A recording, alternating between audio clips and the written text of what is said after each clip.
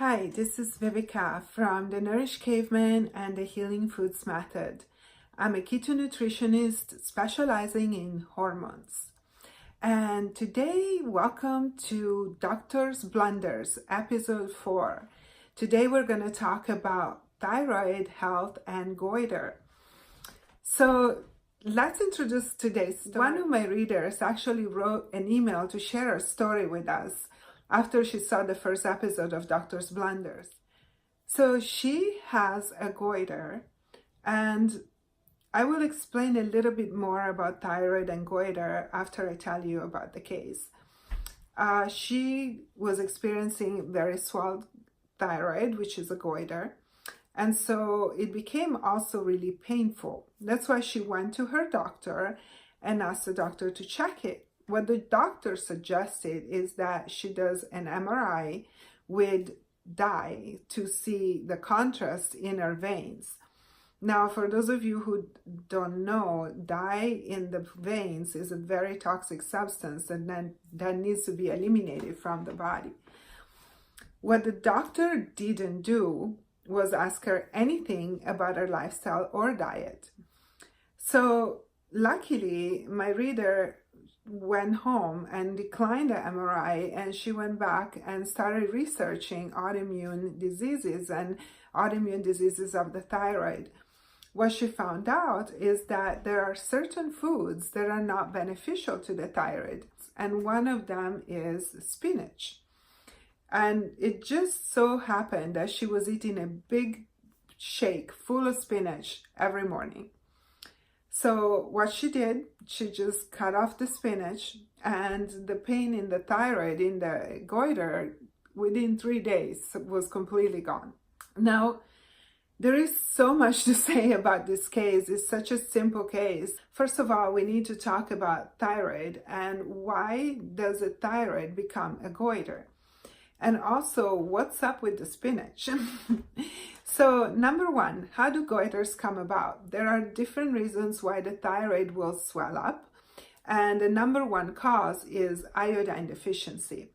Now, she didn't mention being treated with iodine and or any doctor just suggesting that she supplements with iodine for her goiter.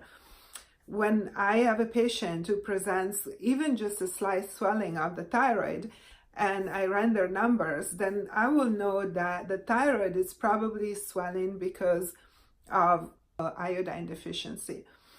So the second reason would be an autoimmune disease. So what is the deal with the spinach and why did it cause such a painful reaction in her goiter? Well, spinach is very rich in oxalates.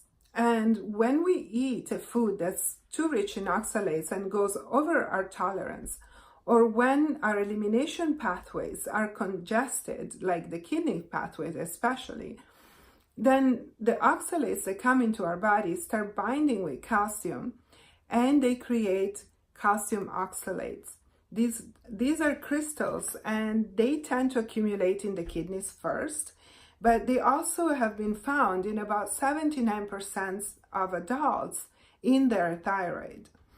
So when your kidney pathway is congested, you're not detoxing properly. And also when your gut is not eliminating properly, these oxalate crystals will accumulate in your kidneys first and then in your thyroid. If you're having a high amount of oxalate-rich food like spinach on a daily basis, your tolerance is definitely surpassed. So what is probably happened to my reader is that through that spinach, she created a large number of crystals that then were accumulating inside her thyroid and creating the painful sensation. Within 3 days of quitting the spinach, she was all better. Now, what would I do to resolve a goiter? The first thing I would do iodine therapy, a carefully constructed iodine therapy, because we need to address the autoimmune condition first if present. And as you can see from my own case and the case of many patients that I've seen in my own clinical practice, autoimmune cases are not a sentence. They are very resolvable.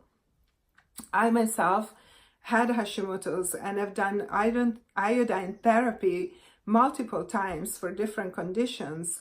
One of them was fibroids. So iodine first, then I would for sure address the gut, because the connection between the gut and the thyroid is very strong. And when the gut is malfunctioning, the thyroid will be almost always malfunctioning eventually, even if it doesn't happen at first. And then, of course, address our detox pathway, the kidney pathway, the liver pathway, and the toxicity in our body. Also, another important thing that we deal with thyroid is we need to address all the other endocrine organs, especially ovaries and adrenals. When the ovaries and the adrenals are malfunctioning, eventually the thyroid will also be affected. And in certain cases, it might need hypothalamus and pituitary support because the pathways will become dysregulated by months or years of mixed signaling when the thyroid is malfunctioning or the other organs. I hope this video was interesting for you. Thank you for watching Doctor's Blunders, and I hope it gives you a good perspective of what's possible outside of the narrow range of what's medically available. Your doctor will always look at pathology, is not going to look at holistic healing. So one more time, I encourage you to find your own answers. I encourage you to do your own research and to reach out for help when needed. Thank you for watching. Please follow my YouTube channel, follow my blog, and also follow me on Instagram and YouTube, where I post recipes and tidbits and support, all the support that I have for you and your situations with a ketogenic diet and holistic nutrition. Thank you for watching.